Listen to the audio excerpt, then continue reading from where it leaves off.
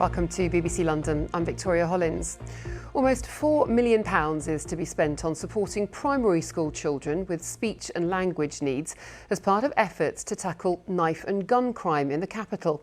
The funding is from the Mayor's Violence Reduction Unit. It says early intervention can prevent young people being suspended or excluded, indicators of possible future problems.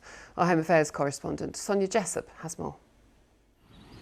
It may seem strange that London's Violence Reduction Unit would come to a primary school like this one in Croydon, but the idea is that children who need support should be given that from the earliest possible point. And this school, Norbury Manor, already benefits from funding for schemes that teach about healthy relationships and teamwork. But £4 million is to be made available from next September to primary schools specifically for speech and language skills. What we know is that, sadly, 1 in 2 prisoners have been excluded from school. And what we further know, that if you've got special educational needs, then you're 4 times as likely to get excluded. And so that begs the question about how we can keep kids in school, how we can keep them safer.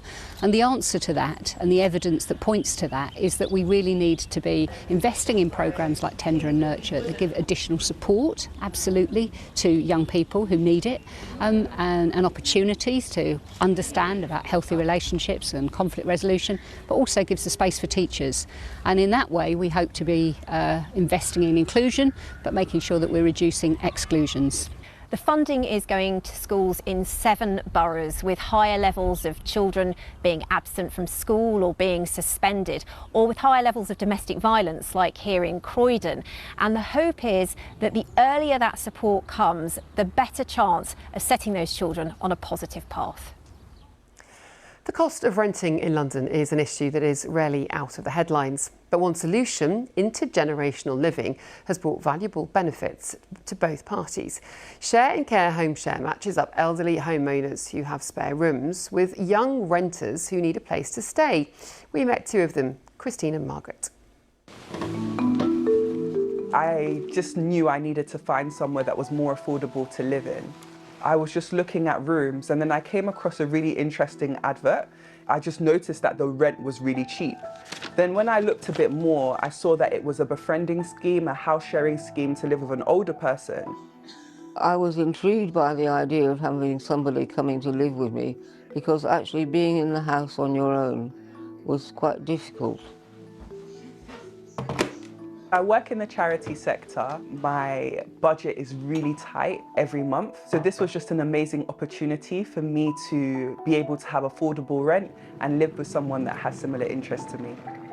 I think it's very difficult to get the right person because you don't know what you're looking for. Oh, great. Thank you very much. You're very welcome, Margaret. I was wanting somebody who would be in the house. I didn't expect the level of commitment I got from Christine, which is really developed into quite a friendship. House sharing works by that individual that's coming into the person's house, helping out with a few things that they need support with. So say, for example, doing a little bit of shopping, doing some cooking, or just even keeping them company on some evenings. She's such a lively person, and she has such insight into the outer world, which I don't live in anymore.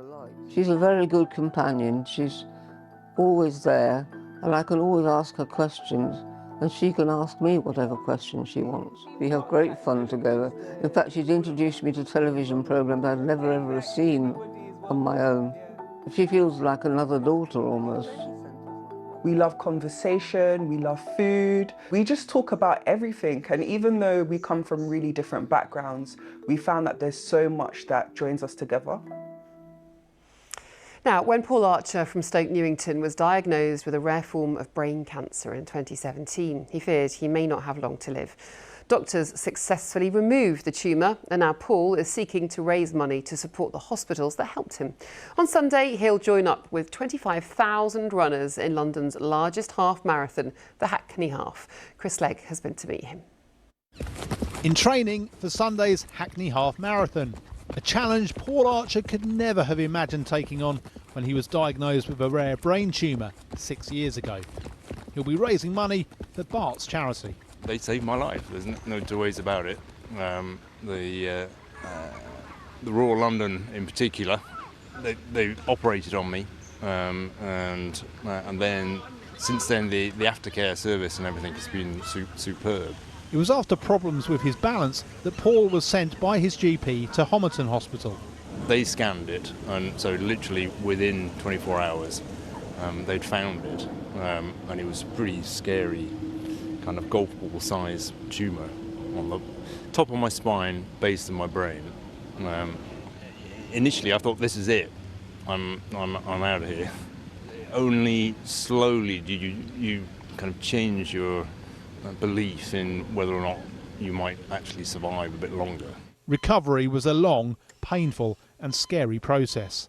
The radiotherapy was about 2 months worth of fairly hardcore zapping the back of my head. Literally every single one of my senses degraded. Eventually it stabilised and started turning around, and then since then it has been a slow, steady improvement. You hear it a lot from people, so running is a fantastic way of actually giving you a therapy, basically. There's the physical benefits of it, and there's also the mental benefits of it.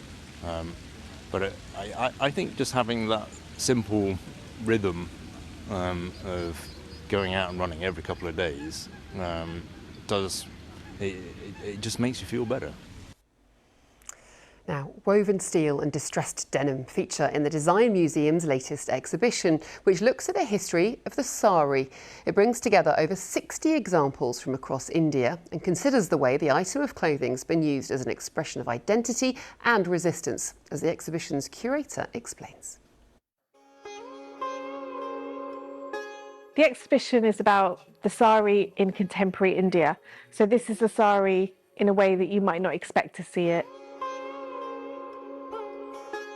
My name's Priya Kanchandani. I'm head of curatorial at the Design Museum and the curator of the Offbeat Sari exhibition. Sari is conventionally a single piece of unstitched cloth, and what turns it into a garment is the way that it's draped around the body. The sari in the UK is often understood as something quite timeless, something that might be worn by someone's grandmother or at a wedding, but I want them to walk into the exhibition and appreciate the sari as a fashion garment. Fascinating. OK, Elizabeth's got the weather. Hello there, good afternoon. Some sunshine around again today, as you can see from our Weather Watcher photos. Some of the sunshine rather hazy at times, but it's a day of sunny spells and some scattered showers, and you're a bit more likely to catch one or two, I think, this afternoon than we have been in previous days, particularly out towards the west. So as we go through the rest of the day then, the showers where we see them, they certainly won't be everywhere. Could be quite slow moving because of the light winds, but lots of dry weather too, some sunny spells and temperatures peaking at 17 or 18 degrees Celsius, pleasantly warm in the best of the sunshine with those light winds, of course. And then through this evening and overnight, we'll see the showers fade away quite readily, really. There will be some close spells around, temperatures dropping to around 8 to 10 degrees Celsius. It's a mild, dry start to the day on Friday. On Friday, there will be some showers just moving down on a cold front from the northwest. So it will cloud over and there will be some wet weather around at times as well, but it certainly won't be raining all the time. Also a bit of brightness about. Temperatures just slightly lower, of course, underneath all of that cloud. And then as we head into the weekend, it's again looking largely dry. High pressure dominates. There will be plenty of sunshine around. Temperatures will rise to around 19 or 20 degrees. OK, that's it. Assad is here at 6:30, but head to our website to see footage of the growing problem of e-scooters bursting into flames. For now, though, from all of us, enjoy your afternoon. Bye-bye.